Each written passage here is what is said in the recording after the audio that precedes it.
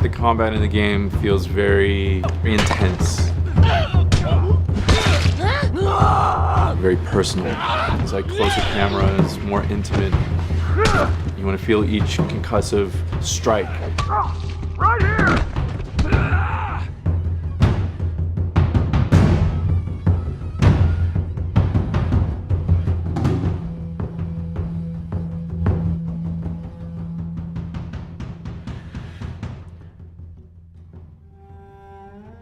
The people you're fighting in this world are no different from you. They're survivors just like you. They're trying to find anything to get by.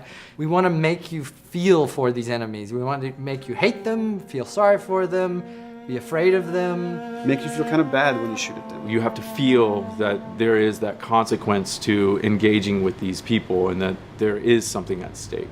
Your objectives aren't lining up, so now it's time to kill or be killed.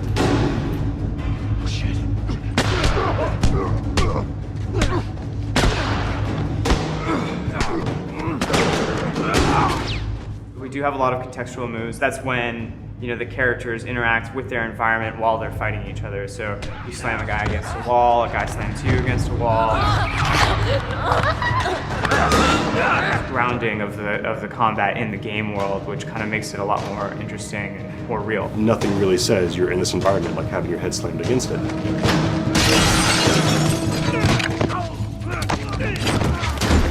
Stealth component is a big part of using the environment, like finding intelligent places to hide that give you flank groups. And the AI analyze the space that they're in, and they know, like, here's a place to hide that will allow me to flank the player and come around the side he's not looking. The space you're playing in is an extra character, and it's going to change the dynamic of every combat that you play. And then when an encounter happens, we want things to slow down. I'm going to use this thing that we call listen mode. Lets Joel kind of focus his attention, his hearing. I'll check out this area. Go check over there. If a guy's knocking a can over or he's speaking, I'm going to kind of see a visual representation of that sound in front of me. It lets me kind of know where guys are in the world. But that lets us build tension.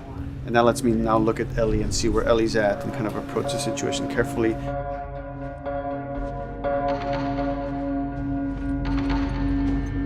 The AI are helping you and you are helping them, and there's a back and forth. For example, Ellie will start doing things like picking up a brick and tossing it at enemies to distract them and to help you out in combat. What we wanted them to do is to have their vocals be an assistance to you in gameplay. Ellie will call out when an enemy is near you and is just starting to gain line of sight on you. She'll say on your left or on your right and try to give you some hints as to where the enemy is. Hey! So when I'm in a jam as Joel, and I'm pinned to the ground by a clicker, Tess might come in and like shoot an infected right off of me. And it's like, cool, I'm relying on them and they're relying on me, and I feel like I'm working through this space together with them.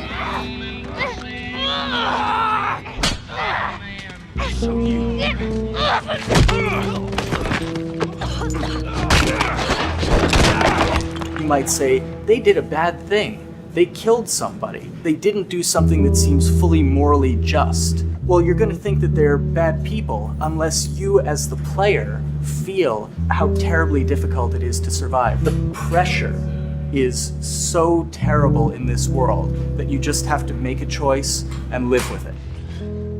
Right now, I'm gonna jump down there and I'm gonna clear us a path. What about me? You reckon you can handle that? Just so we're clear about back there, it was either him or me.